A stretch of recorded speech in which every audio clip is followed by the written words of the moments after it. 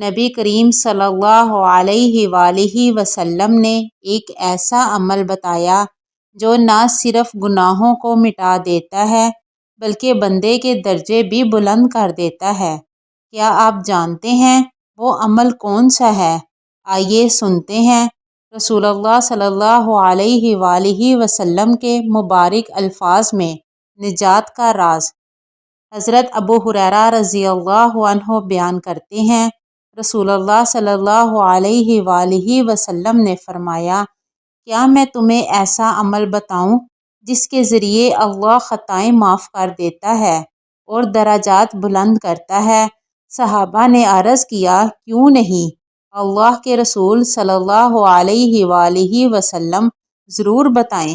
آپ صلی اللہ علیہ وآلہ وسلم نے فرمایا، ناگواری کے باوجود مکمل طور پر وضو کرنا، مساجد کی طرف زیادہ قدم چل کر جانا اور نماز کے بعد دوسری نماز کا انتظار کرنا، یہی سرحدی چھاؤنی کی حفاظت ہے۔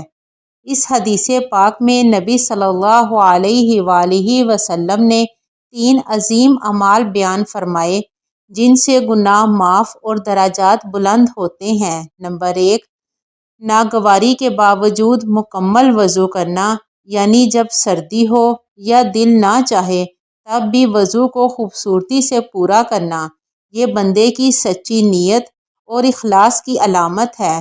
نمبر 2، مساجد کی طرف زیادہ قدم چل کر جانا، ہر قدم پر نیکی لکھی جاتی ہے اور مسجد کی راہ بندے کو جنت کی طرف لے جاتی ہے۔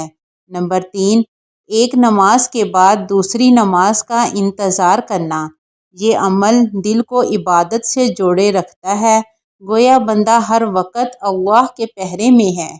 آخر میں نبی صلی اللہ علیہ وآلہ وسلم نے فرمایا، یہی رباط ہے، یعنی اللہ کی راہ میں سرحد کی حفاظت کرنے کے برابر اجر ہے۔